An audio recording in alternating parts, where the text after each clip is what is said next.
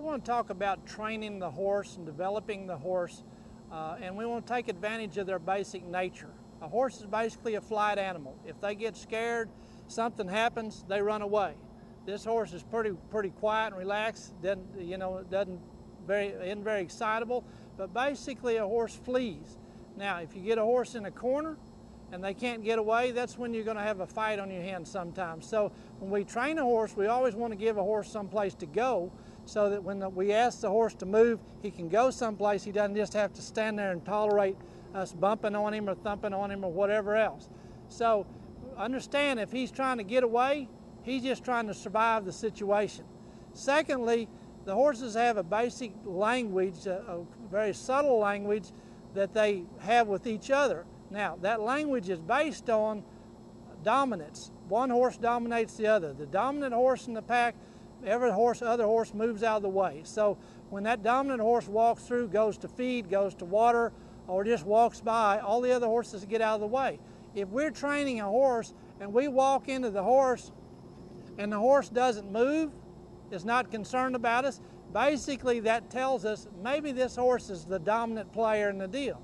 And so if the horse is not responding to you, doesn't get out of your way, or even lays their ears back and threatens you when you move into their space, then you need to do something about it. So we're going to ask that horse to get out of the way, and so that we become the dominant player in the relationship. If you're not the dominant player, then you're in danger. Because if the horse is the dominant player and feels like that he can run over you, step over you, or if he gets excited, he's going to turn and kick at you, whatever, then you're in trouble. If in fact he's listening to you and he sees you as the dominant player, then we don't have a problem. Now the third concept is we want to sensitize this horse to the things we want him to know, and we want to desensitize him to the other things.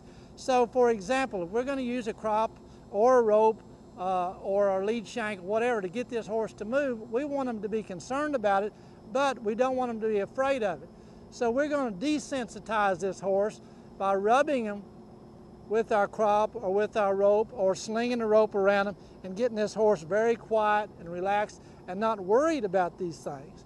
At the same time, when we ask this horse to move, we want him sensitive to it, so we give him a cue and go and ask the horse to move out of our way. Then you see we've got a horse that's very concerned, whoop, and will move out of the way because he's concerned about us. At the same time, we're going to go right back and tell him, okay, it's all right.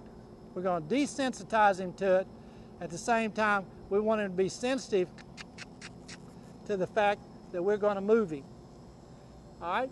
So if he understands that we're the dominant player in the relationships, he's sensitive to the things we want him to do, and he's desensitized to the things we don't want him to be afraid of, then we've got a chance to get in a horse that listens to us. He's very responsive, but he's not afraid of us. Now, the other thing that we want to do is get this horse to where he thinks his way through all situations. Horses tend to be reactive.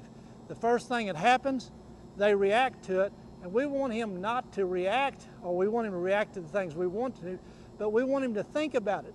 So if we do something, he thinks about it and goes, I don't believe that was bad. And if we keep doing these things, then he says, oh, okay, that's all right. That doesn't mean anything.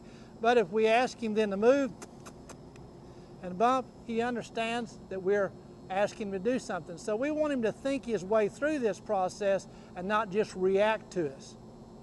So if we take advantage of the horse's natural flight, his natural dominance characteristics, his sensitivity and thinking, and create a very sensitive horse that's desensitized to the things we want him to, then we have a horse that we can train and do some good things with.